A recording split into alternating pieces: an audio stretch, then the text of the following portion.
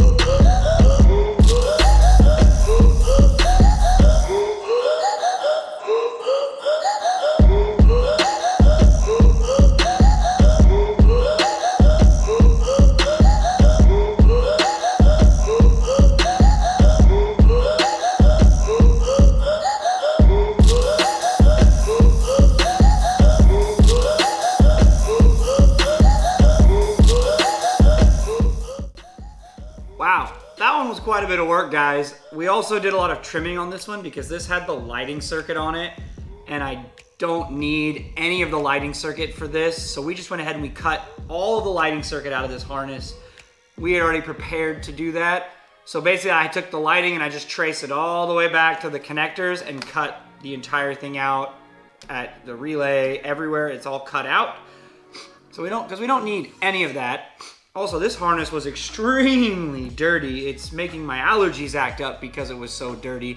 But this one's all cut out and done. We have one more harness that we're gonna tackle tonight, and that is the inside harness, which has stuff for the ignition key and a few other pieces. So we're gonna go ahead and we're gonna cut all the loom and wire, electrical wire tape off of that one. I don't think we're gonna thin that harness out yet because I have to figure out what everything is, but we're gonna go ahead and at least take all the loom off of it and get it ready to go for next time when we start shaving all of these harnesses down to make it so I only have what I need on these harnesses. So let's go ahead, grab the next harness and continue working.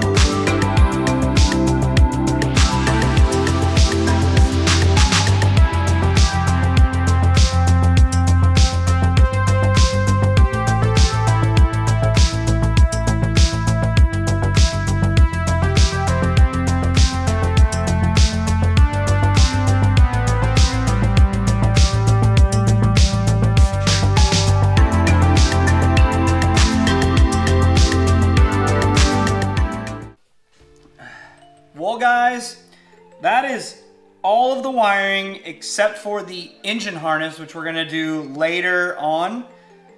Stripped of all of its wire loom.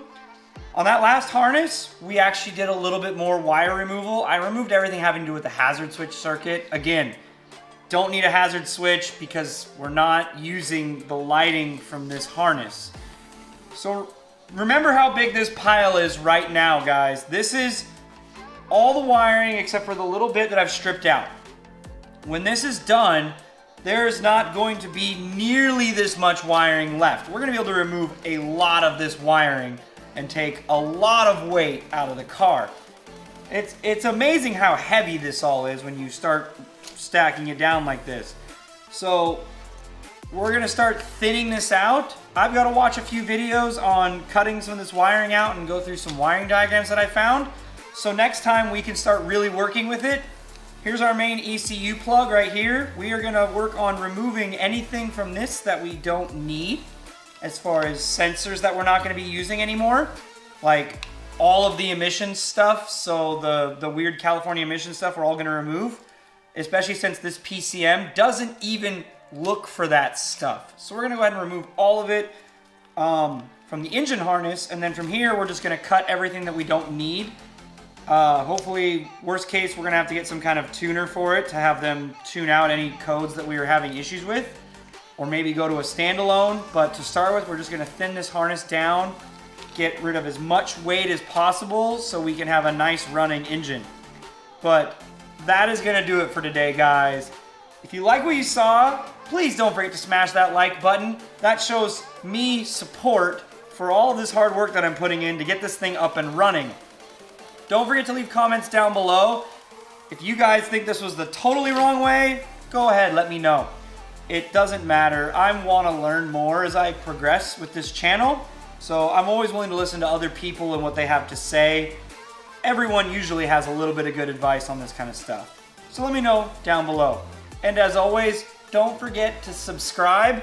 We are just climbing, guys. We broke 100 and we're climbing still. We're about 110 at the time of this video coming out. This series has generated some of the most subscriptions of any build series I've done, which is amazing.